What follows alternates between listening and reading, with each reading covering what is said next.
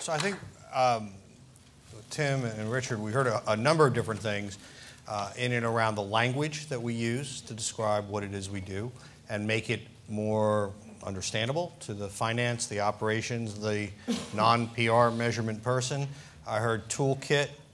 I heard educate our own members and focus on that. And I think perhaps, given that your organization, as I understand it, is not a specific PR membership practitioner membership organization, but more focused on consultancy, I would argue in part what you're saying is extend to a broader range than simply the person who works in the regular PR agency. So before we open it up to you for comments, we've asked 3 specific people to sort of share their thoughts on what they've heard and what they might add to it. And let me just introduce all 3 at once and then ask them to sort of go in order. The first is Paul Holmes. He's the CEO of the Holmes Group. He is, I would argue, one of the most important luminaries in our industry. And what I mean by that is, what I like about what Paul does, and Paul, I hope I'm not embarrassing you, is, he writes a publication. He analyzes how different companies and campaigns are doing. But at the same time, in reporting and analyzing the news of our world, he also, I would argue, has brought our world along and helped almost do some of this education in and of himself. And I think all of us appreciate that very much. Philip Sheldrake is the author of The Influence Crowd. Have I got that right? The Business of Influence. The Business of Influence, which has come out how long ago? Middle of last year. Middle of last year. Paul, you bought a copy earlier today, I believe. Excellent. Philip, where can we get it? Amazon, anywhere? Sold at all good bookshops. All good bookshops. Excellent, excellent.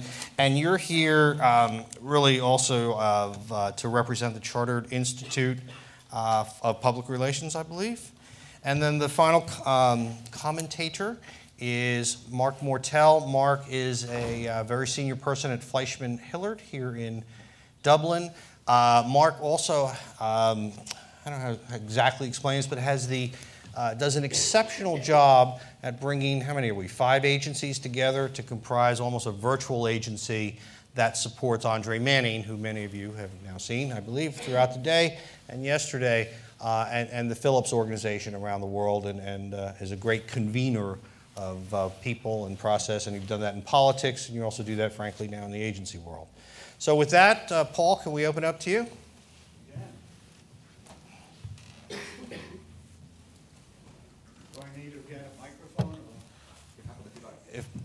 Depends if Barry's around. I'm sure that I need one. But, okay. My first tweet this morning was an observation that I gave my first speech and wrote my first article about PR evaluation a little more than 25 years ago. Half my life has gone by since I wrote that article, and the progress has not been what I had expected it to be in 25 years. I find myself increasingly worrying that rather than being 25 years ahead of my time, I was just flat out wrong about everything that I thought back then. Having said that, I do think we're making a lot of progress. This is by far the liveliest, most stimulating conference on measurement that I've ever been. That is not intended as one of those world's tallest midget compliments. I think that even from Barcelona, which was the first AMIC summit that I attended, this has been a huge step forward. I hesitate, therefore, for my first observation to be, and I didn't believe I would be saying this when I got here, an endorsement of something that we heard from our colleague in Ireland about making haste slowly, because I come out of this not entirely convinced that we have done enough listening, not to measurement and research and evaluation professionals, but to practitioners, and perhaps even more importantly, non-practitioners, and certainly not to practitioners and non-practitioners outside of the key Anglo-Saxon markets. I would like to go into an education campaign, and I know it's your campaign, not mine, but I would like to go into an education campaign knowing a lot more about what people in markets like China and India and Brazil and Russia and other markets in the CEE, who are not research professionals, who don't have a vested interest in this or don't understand that they have a vested interest in this, really think about these issues.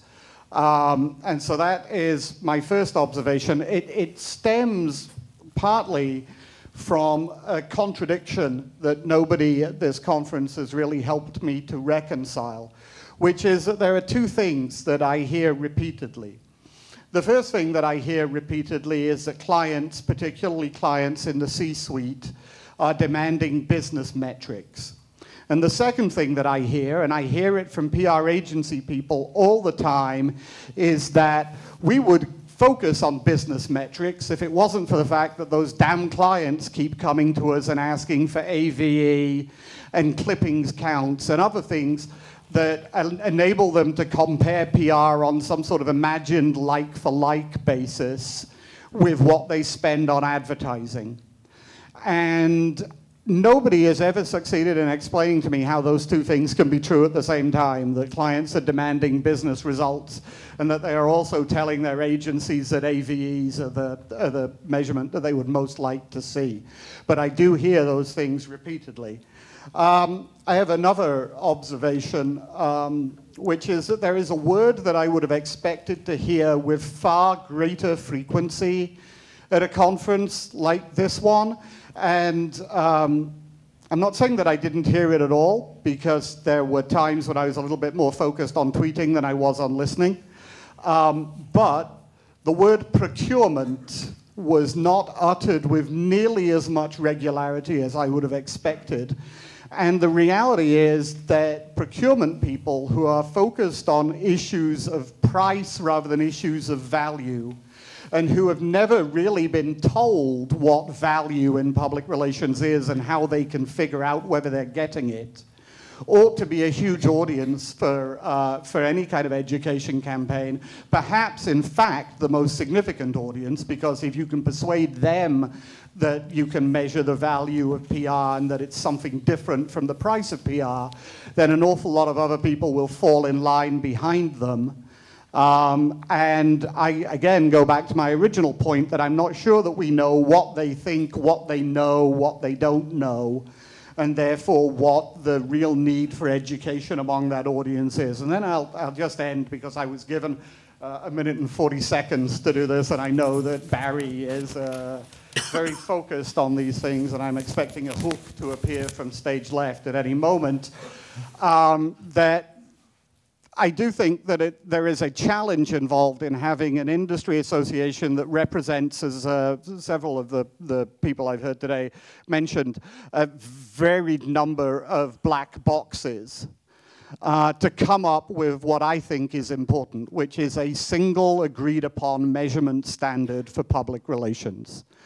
You know, for years I have heard that the reason that people measure advertising campaigns, other than the fact that the budgets are 100 times bigger and therefore the measurement budget doesn't have to be quite such a big slice, is that there is a single standard for advertising measurement where there isn't one for PR. Now, I happen to think that the single standard for advertising measurement is a pretty flimsy piece of equipment on which to evaluate the spending of hundreds of millions of dollars. But there is a widespread agreement on how it's done. And I think that we need to have a similarly widespread agreement on what we should be measuring as a single industry standard. And I hope that eventually we can come up with an education campaign that gives us that. That's really all I have to say in response to what I've heard today. I'm sure this will continue to be an interesting and lively debate, and I look forward to re-engaging with it on a regular basis. And by the way, if there's anything that I can do from my position as a industry commentator, either in the awards competition or through the publications or at the events that we have planned, I'm very happy to do that. I mean, I do think that this is an important cause and an important fight, and I'm happy to be involved in it in any way. Thanks. Thank you, Paul.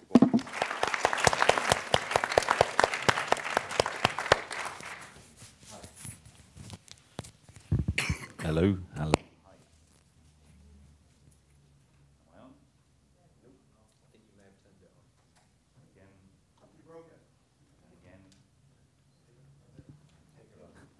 Thank you very much. Hi, so my name is Philip Sheldrake. I do come here with a CIPR hat on as well as my own hat. I'm going to speak a little bit as myself, and then I'll transition to a statement that CIPR and I have agreed to read out. What's interesting about the Association for the Measurement and Evaluation of Communications is it's rapidly becoming, how do we measure public relations? And some people don't recognise that, and some people think that's bloody obvious. But I don't think it is particularly obvious when you consider that public relations isn't actually defined by media. It doesn't feature in the definition of public relations that has been agreed in North America, or the ones that are dominant in the UK or other parts of the world. In fact, it's definitely not synonymous with earned media, and yet the two are often confused. So what we're measuring here is not necessarily right now measuring the value of public relations. Measuring media alone is different. And there is no such thing as non-financial ROI. If we waltz into a boardroom, if that's where we want to be, and start talking about non-financial ROI, we'll be shown the door and asked to come back maybe and have another go next year. Seriously, every time I see that, I just feel an angst, because it's okay to deal with non-financial metrics. It is okay. After all, the dominant business performance management framework for the Global 2000 is something called the Balanced Scorecard, and 3 of the 4 perspectives of the Balanced Scorecard are non-financial metrics. So we don't have to do ROI. That's a bridge too far that we have to build. The bridge is being built towards us. We need to latch on to these dominant BPM approaches. And complexity, that's another one of my bugbears right now. The world is extremely complex, and anyone who says they have a simple way forward, if anyone says we can replace a journalist list of 24 journalists with 50 or 60 key influencers, hasn't grasped the complexity. So we will have influence emerging from all sorts of places because we are working within a massively complex system. And any PR practitioner who can't deal with complexity, in my opinion, needs to find a different way to make a living. I've got a session tomorrow morning on influence, so I won't dwell too long on this one. But the current interpretation of influence, a la clout, is our new AVE. And we needed to kill it now, before we have the trouble of killing it like we are with AVE. But more on that in the morning. Now, the CIPR's approach here is simply that they will be revisiting the guidance that we put out last year in light of the recent AMEC work. They will also be making the CIPR guidance available to non-members. At the moment it's behind the wall and available to members only, but they're committed to making it available to everyone. And they're going to survey practitioners on the current level of investment in measurement in the UK, particularly following the IPR study in the US. Lastly, they're going to provide further tools for the assessment of individual and corporate progress towards maturity in measurement. The capability maturity model is a very well understood approach to understand how good you are, for example, in software. We almost need a capability maturity model to understand how well a corporate is approaching measurement and evaluation. And only if you can measure how good you are at measuring can you improve how well you measure your measurement, if you know what I mean. That kind of made sense, didn't it? So thanks very much for the opportunity to put a two-penneth in. Thank you.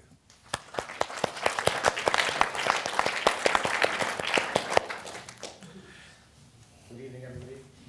Good evening, everybody. Good evening. Thank you very much. I like a bit of participation. Of course, coming third in this now makes it even more difficult, because anything that you might have said has probably been said already. However, I think maybe I'll approach this, given that David didn't really give me a brief, by saying I've spent, 28 years working in the communications business. About half of that, just over half that as a client, mostly in marketing, and then the other half in consultancy of one kind or another, either in advertising or in more recent times in public relations. So I've kind of listened to what you had to say and what the conference is addressing with both those hats on, and a couple of things occurred to me, and if I may say to you, if your challenge to build an education program around measurement is to succeed, I think you need to be really clear about your audiences. And it strikes me that there are 3 chunks that need to be looked at here. There's you as a community committed to developing and driving your measurement agenda and getting your act together in terms of your standards and your focus and your consistency and what the offer is. There's then the practitioners. And I think the practitioners, of course, fall into those of us who work in agencies and advise clients, and those that are working on the client side as the professionals in communications. And those two have similar but also different needs and demands and challenges, and they come at this conversation from a different perspective. And then thirdly, of course, you've got the clients. And the clients, of course, break up into the users of what we do. There's the people affected by it, if I could call it in those terms, and influenced by it. And there's the buyers of it. And I'm glad Paul mentioned procurement people, because I do think they're a critical audience in all of this. But one thing that's increasingly true is that when we go to talk to clients about any program, and certainly if you're talking on the global stage now, the first thing they want to know is how are you going to measure the effectiveness of what you do? And sometimes it's hard to answer that question, and very often we do lots of smoke and mirrors, and there are a few black boxes, some of them really expensive, and some of them quite effective, and some of them where we are trying to flog a story that may be a little bit more than it really can deliver. And of course then you end up with a worse situation afterwards than you started. So I think that for you, a couple of things, if I could say from having listened to you, that might be helpful. Christine said that there is something like 71%, was it, of the interest in developing among the community of PR professionals in the United States who responded to your survey were interested in measurement as an issue. I suspect that that issue is interesting to them because of 2 reasons. One is this is becoming a hotter topic because of the work you've already done, but also because I suspect clients are demanding it more and more. So you have a need out there that wants to be satisfied. Now that's a bloody good start for anybody who wants to get involved in educating and building your profile. The second thing is, if AVEs haven't been killed, because it's quite clear from what Jerry said and what the other guy said there towards the end, it keeps bringing its, why does it keep bringing its head back up? Because first of all, it's been there for an awfully long time. Second of all, there's loads of PR professionals out there still either offering it or responding to clients' demand for it and not fighting back. So you have a challenge there. But thirdly, and I think if there's one message I'd like to leave you with, it's this. Will you, for God's sake, be confident about what you have to offer? This is not a battle you're going to win if you're either hiding your light under a bushel or being a little bit sheepish about it. You probably have developed an awful lot more than you realize, and I think you need to stick your chest out and go for it. And if you do nothing else but finish up this conference feeling up for it and up for the challenge, you have a much better chance of succeeding than talking among yourselves. Thank you.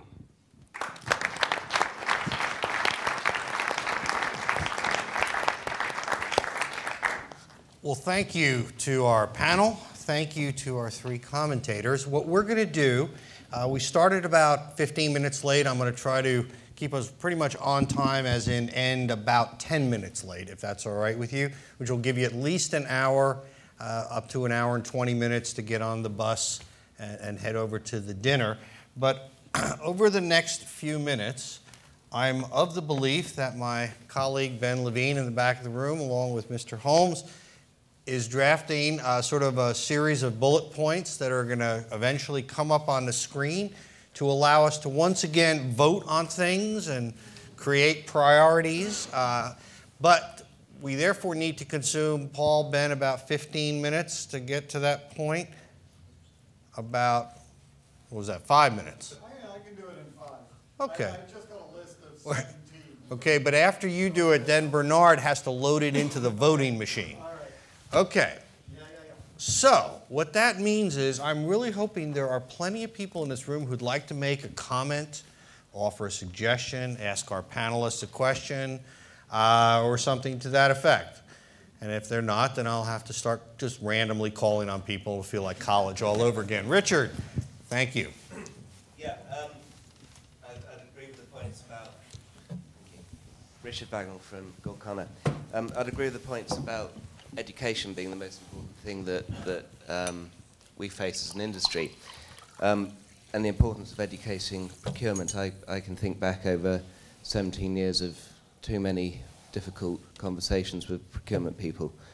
Unfortunately, I wasn't able to attend Casey's session yesterday, and I've seen some tweets saying that it's very good, but I'd ask the panel,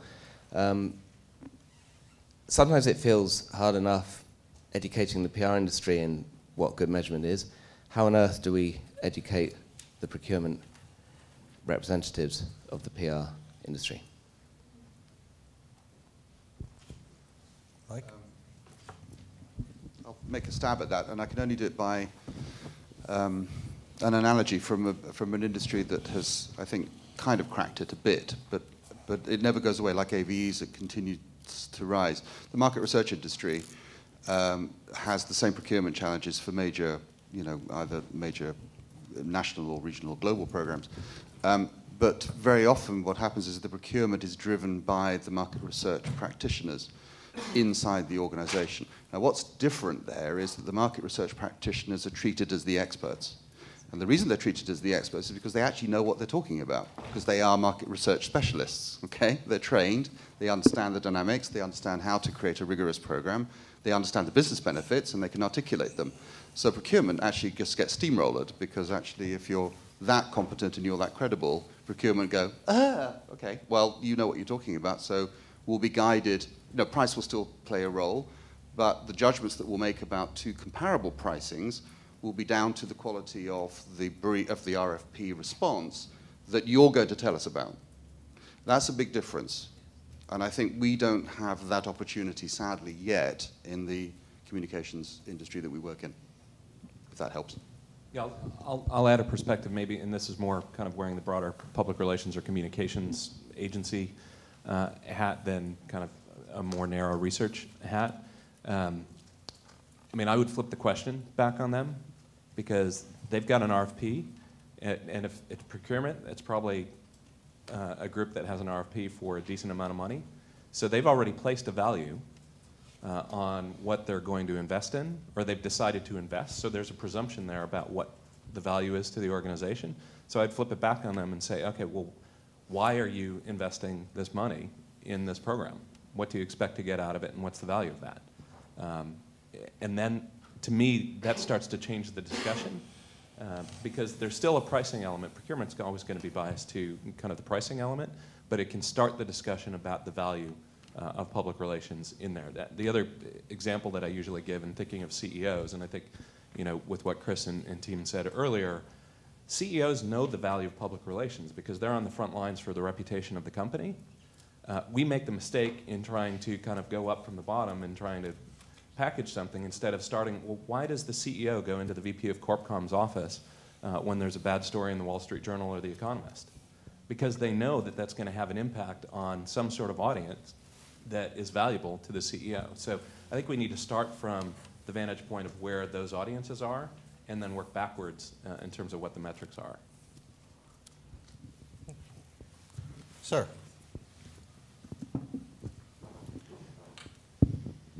Hi, Hugh Anderson, Fourth Metrics. I just want to go back to the point that was made by Paul, I think, about being clear about our audiences. And I wonder, within both the consultancies and their clients, whether we should be looking at segmenting those audiences, because it appears to me that there are actually quite different audiences within that. So there's, at one level, you've got the likes of Microsoft, Philips, FedEx, the guys who have big budgets, big resources, generally can afford to spend a lot of money on this via the black box or however else they do this.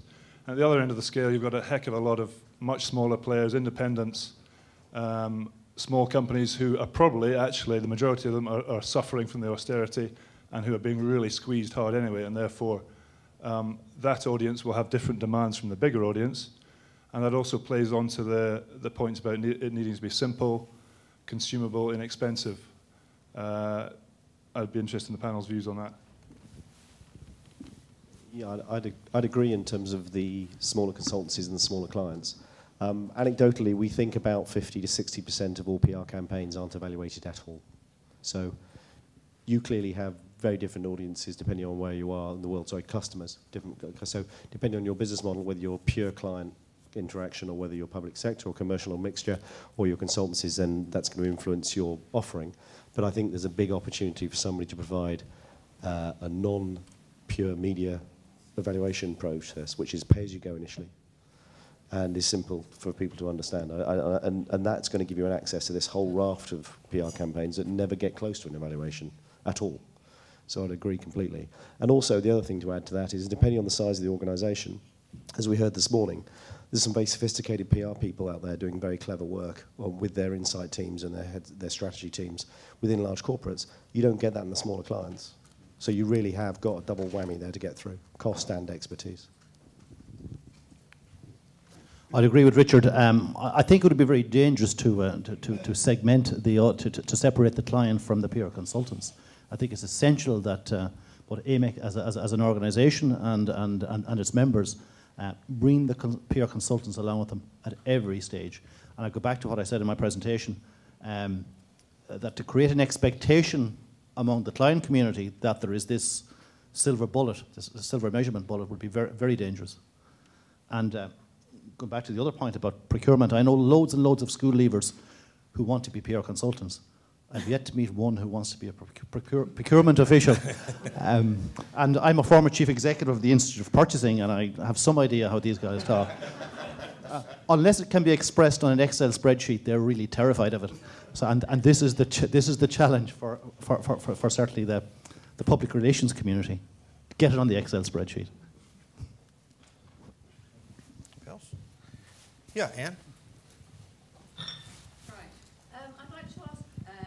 Right, here comes a microphone.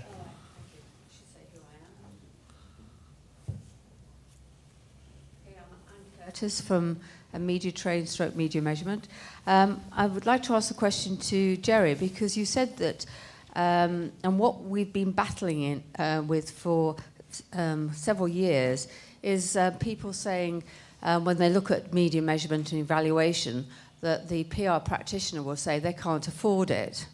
Whereas what Chris Foster was saying to us earlier, that it should be an integrated part and there shouldn't be any separation between any of the components that make up a budget for a campaign. So how can you, with your organisation, help us or help your members to actually try and get an integrated approach to a budget so that it is not seen as something that is separate? Well, unfortunately, the reality of the situation here in Ireland, and it has been, as I say, for the last couple of years, is that PR consultancy fees have been absolutely depressed. One of the first things to happen 4 years ago was our Minister for Finance. The very first thing he did was to slash advertising and PR budgets by 50%. And that set the tone for the entire, I suppose, user community, we'll call them, over that period. And I really believe it's reached a point now, Mark may disagree or not agree, that in many cases, evaluation or measurement isn't even on the agenda at this point in time.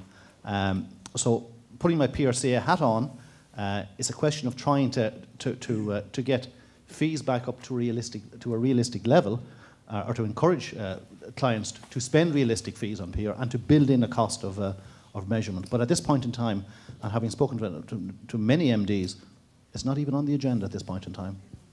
Can I just come back to that? Because in other disciplines like marketing, it is seen as an integrated part and you don't separate it out. So you're still mentally separating it out, and there has to be a transition where in fact it becomes part a holistic view of actually evaluation and measurement. And I don't see how it's going to be difficult for us to move forward if in fact the approach isn't one of sort of all in one, really.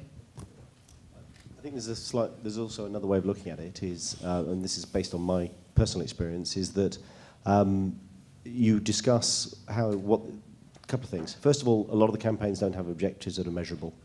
First of all, they're so broad that you actually can't apply measurement to them.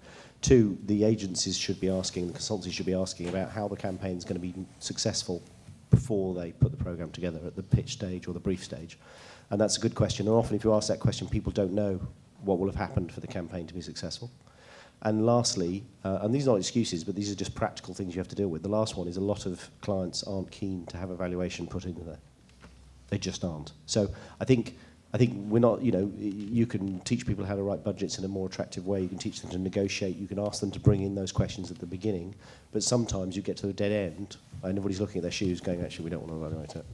And that's the truth. And, I have a client that spends 8 million euros a year in-house and externally on PR. They do no evaluation at all of any sort. Now, there aren't many disciplines within a multinational or that is spending 8 million of anything without evaluating the impact. I think somebody said this morning is if it doesn't get measured, it doesn't get done. This afternoon, sorry.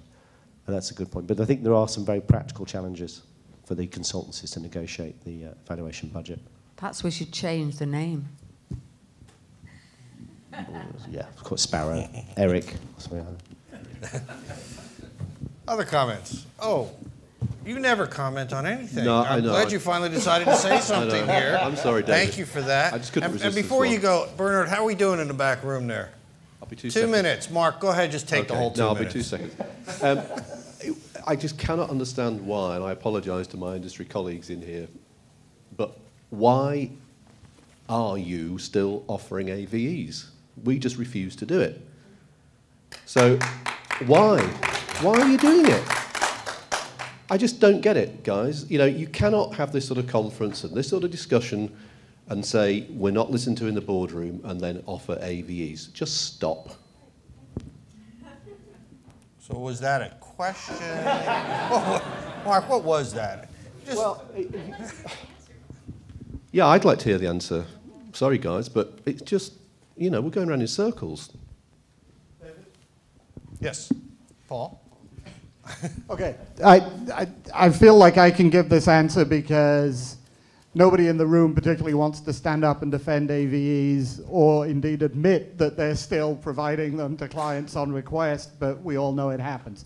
So let me make a couple of quick observations. First of all, I asked a bunch of people the same question immediately after the Barcelona summit. And after asking the question to about 5 people, one of them snapped back at me entirely appropriately, why don't you tell people that they can't enter the Sabre Awards if all they do is provide AVEs? Thank you very much, Tim.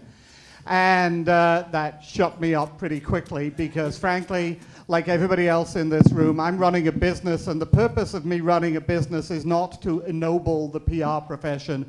It's to allow me to put my newly adopted niece through a very expensive school in London. And if I told people that they couldn't enter the Sabre Awards if all they had was AVE or some similar measure, I would lose 25% of the entries to my Sabre Awards, which is somewhere in the, well, I'm not going to tell you how much it is, but it's way more than my niece's school fees. We're all dealing with practical business reality here. We're all trying to encourage people to move in the right direction. The fact that some of us are not angels or indeed willing to make huge financial sacrifices for a point of principle is, I think, not entirely surprising. So this isn't a point of principle, Paul. This industry could generate a lot more income, get a lot more fees, get a lot more profit if it just would say no to some of this rubbish and just say, okay, we're going to take a stand on this and we're going to do it properly. AVEs are not doing it properly. And take that as a question or a statement, whatever you like, but come on, guys. Paul, Philip Sheldrake here. The CIPR no longer accepts any award entries that have the letters AVE in. Yeah. And very shortly after that, PR Week followed. Yep. Well, then they're accepting a huge loss that I'm not accepting. But the bottom line here is that this is incredibly. There are a lot of issues like this in the PR business, where if one person takes a stand, they stand to lose a lot of money. If we as an industry collectively can agree not to do this. I mean, there are lots of other issues like this. One of them is, PR firms not giving away their best ideas in pitches, or indeed not agreeing to respond to an RFP without being paid for their thinking. If everybody agrees to do it, then we can all make a lot more money. But as long as there's one person out there who's prepared to do it for free, or there's one person out there who's like prepared to do what the client asks for less than everybody else, then you are making a huge sacrifice by not doing that. And collective action, unfortunately, is the only thing that will work in this regard. So speaking of collective action, and to come back to the subject at hand, Mark, thanks for going down a different road. Remember, what we're here to do this afternoon is to talk about education. Okay, that was the purpose. That's how we set this up. 2 years ago, we in this similar room, just in a different city, said AVEs are wrong. Okay, so we sort of dealt with that. Yes, they are still provided by some companies. Some companies blend them different ways or talk about them in terms of cost efficiencies rather than value of PR. But here today, we're not really here to debate whether or not AVEs are right or wrong or to be provided or not. We're really here to talk about we are trying to create an informed client for the industry this room represents. And I have been told by Bernard that although I thought there would only be 7 planks to this education platform, somehow Paul and Ben managed to do 10 of them in 3 minutes that you had. So you guys, can you show them what you got, what they've come up with from the PowerPoint? Well, I sort of hoped these were self-evident, but number one is saying that we should wait. And it seemed to me that that was, given what had gone on in the afternoon's panel, an important question to ask before we got to all the others. Number two actually should have had the word instilling in there. So start by instilling public relations professionals with improved numeracy skills. This came out of a comment this morning about public relations people being uncomfortable with marketing mix modeling, which struck me as slightly peculiar because, frankly, every marketing mix modeling study that I've ever seen suggests that public relations is being underinvested in and that advertising is being overspent on quite dramatically. That suggests to me that PR people actually ought to love marketing mix modeling. And the only explanation I have is not that PR people are afraid of marketing mix modeling, but that PR people are generally afraid of numbers, of data and empirical evidence and all the other stuff that we're talking about here. And therefore, you have to start by making them basically numerate before you can go any further. The third one, I think, is fairly self-explanatory and came out of the discussion that we had this morning about how C-suite people, and this afternoon about how people in the C-suite define business results. And, you know, I thought the case of the US Army and Pinterest was a perfect example. Getting more Pinterest followers is not a business result. Getting fewer people in the US Army to commit suicide or beat their wives is, and Pinterest can be useful in doing that. Number 4 is more about the fact that we have to start with the objective setting rather than the measurement, that the problem actually comes into the process much earlier than measurement in the inability to set appropriate objectives. Number 5 is basically taken from the whole discussion that we've had at Barcelona and beyond about just helping PR people understand the difference between those 3 things. Number 6 comes from the discussion that we, again, this ongoing discussion about whether we simply say to clients, no, we're not going to work for you if you demand AVEs, which I think many PR firms, despite the reaction that my comments got a few minutes ago, will continue to view as an unrealistic way of moving forward. And so providing them with the arguments to explain to clients why, if they ask for AVEs, they're being idiots is helpful. Number 7 basically says that we ought to have great examples of how to, and maybe also how not to do this before we start the education campaign. Number 8 is me just liking the idea of focusing on relationships rather than on media results and trying to come up with some metric on relationships. I'm still a big fan of metrics that focus on creating advocates and reducing detractors. I know that that whole philosophy is not wholly popular within this room, but I got to write the question, so it's in there.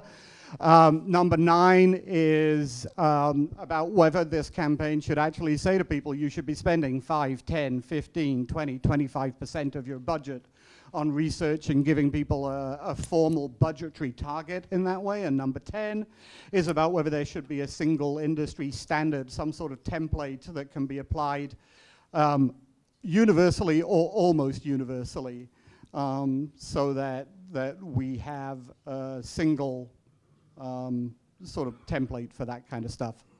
I hope that's clear. I'm obviously willing to answer any questions.